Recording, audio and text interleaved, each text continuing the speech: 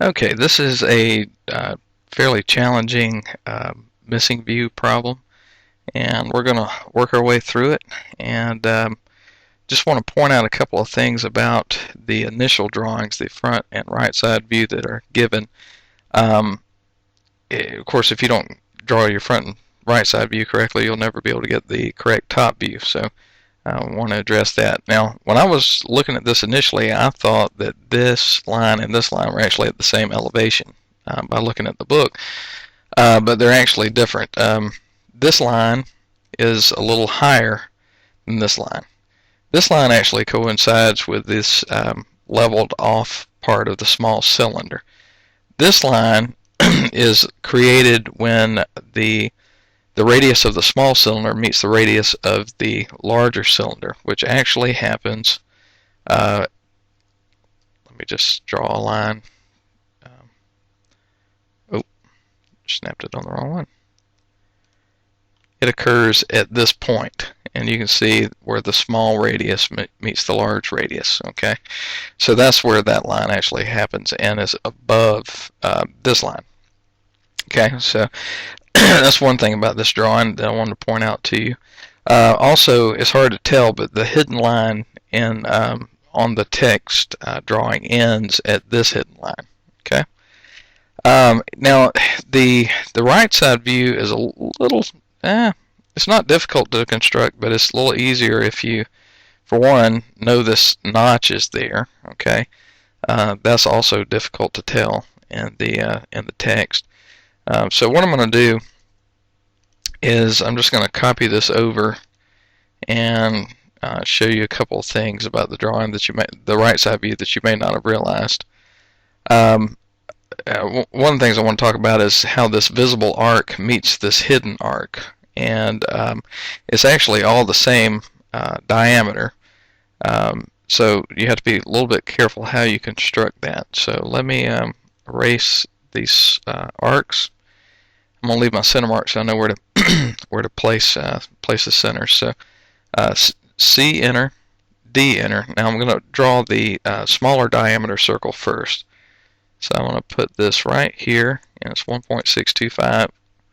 Oh, I'm going to put diameter instead of radius. Let me change that in the properties palette. Okay, and I actually need to be on the visible layer. Got a little ahead of myself.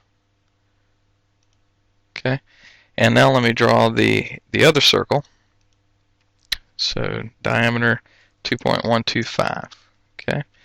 Now you can kind of see how that arc, the notch here is coming into play.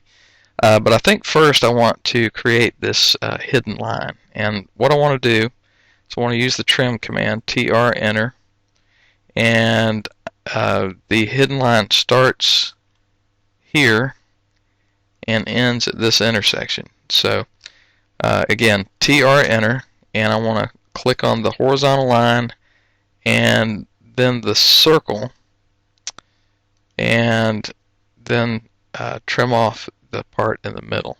Okay, and that that I believe created a good cut for us. Okay, so now let's draw another circle, and I think I'll put this on the hidden layer.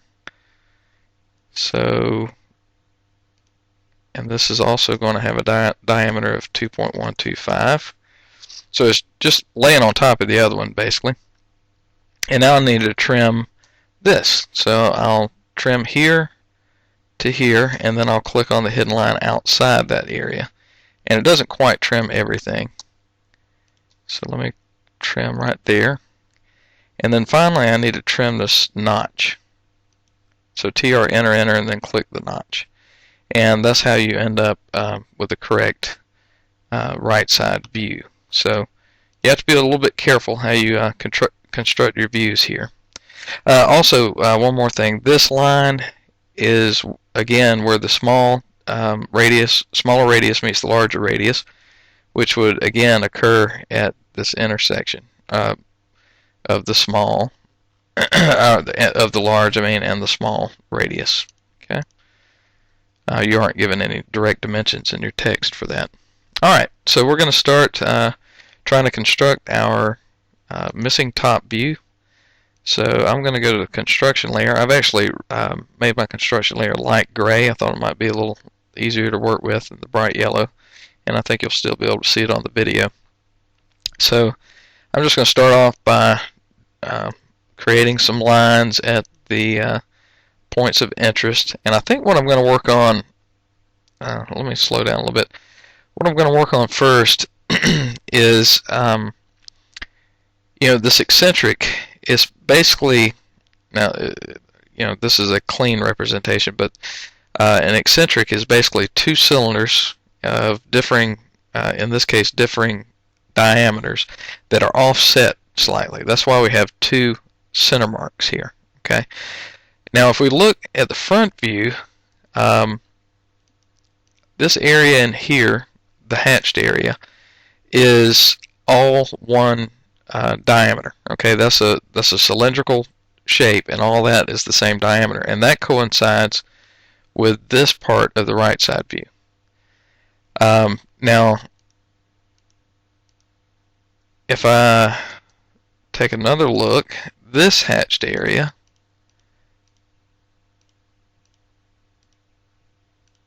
okay, all of that coincides with the smaller radius part of the eccentric. Okay, so I think what I want to do is I just want to start off by drawing basically two cylinders without any kind of notches like you see here.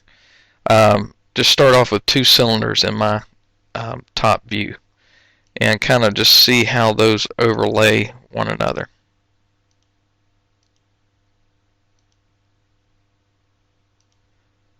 And for now, I'm not going to worry about the hole at all. I'm going to make sure you have your quadrant snap turned on. So you want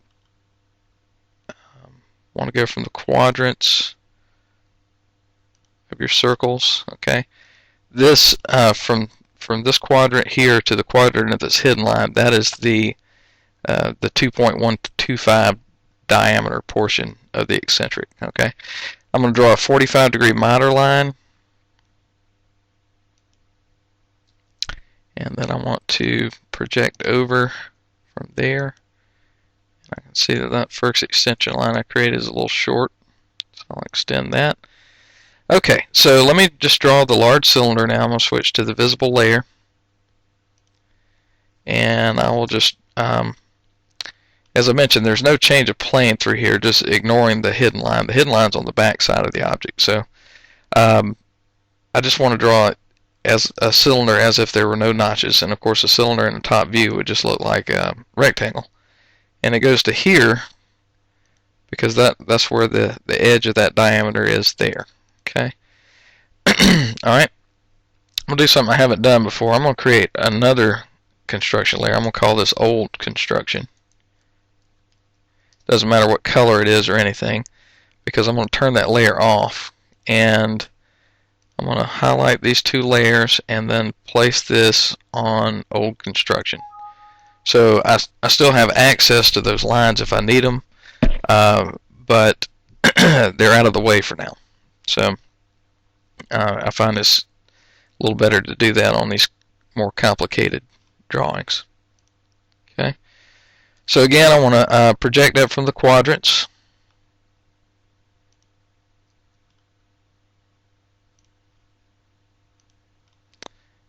Project over.